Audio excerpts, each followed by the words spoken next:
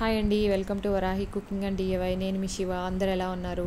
ఈరోజు రెసిపీ వచ్చేసి ప్రోటీన్ దోశ. దానికి ముందుగా ఒక బౌల్ తీసుకుని దాంట్లో ఒక కప్పు పెసలు, ఒక కప్పు మడికే, ఒక 2 కప్పులు పచ్చజొన్నలు, 1 టీ స్పూన్ మెంతులు వేసి వాటర్ వేసి శుభ్రంగా ఒక 4-5 సార్లు వాష్ చేసుకోండి. నీళ్ళు కొంచెం ఎల్లో కలర్లో వస్తాయి.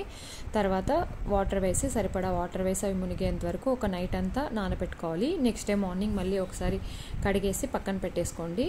మనము ఒక 15 మినిట్స్కి గ్రైండర్ చేసుకుంటాం అనగా ఒక కప్పులో ఒక 4 టేబుల్ స్పూన్ల అటుకులు తీసి ఒక్కసారి కడిగేసి నానబెట్టుకోండి. నెక్స్ట్ వచ్చేసి ఒక మిక్సీ జార్ తీసుకుని అల్లము, పచ్చిమిర్చి, నానబెట్టుకున్న అటుకులు, నానబెట్టుకున్న పెసలు, మడికే, జొన్నలు ఉన్నాయి కదా, అవి కూడా వేసి మెత్తగా గ్రైండ్ చేసుకోవాలి.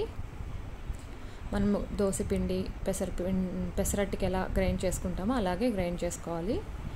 ఇదంతా ఒక బౌల్లో ట్రాన్స్ఫర్ చేసుకుని ఉప్పు, జీలకర్ర యాడ్ చేసి ఒకసారి కలిపేసి పక్కన పెట్టేసుకోండి. ఇప్పుడు నెక్స్ట్ దీంట్లో కాంబినేషన్ చట్నీ ఎలా చేసుకోవాలో చూద్దాము. ఒక మిక్సీ జార్ తీసుకోండి. దాంట్లో పచ్చిమిర్చి, మీరు తినే కారాన్ని బట్టి, మీరు చేసుకునే క్వాంటిటీని బట్టి పచ్చిమిర్చి, కరివేపాకు, అల్లము, 1 కప్పు పచ్చి కొబ్బరి, 2 రెబ్బల వెల్లుల్లి రెబ్బలు, జీలకర్ర, ఉప్పు, ఒక 1/2 కప్పు పుటాణి అన్నీ వేసి మెత్తగా గ్రైండ్ చేసుకోవాలి.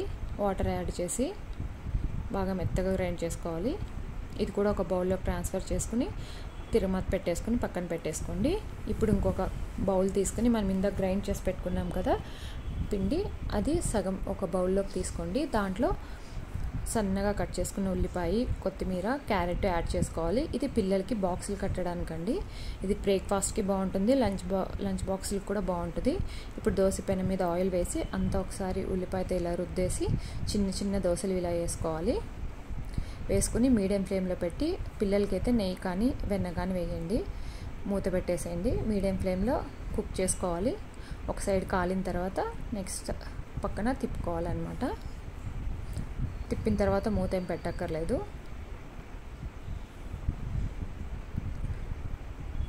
బాక్స్కి ఇలా చేస్తే మధ్యాహ్నానికి కూడా మెత్తగా ఉంటాయి అన్నమాట. తప్పకుండా ట్రై చేయండి. పిల్లలకు కూడా హెల్త్కి కూడా చాలా మంచిది.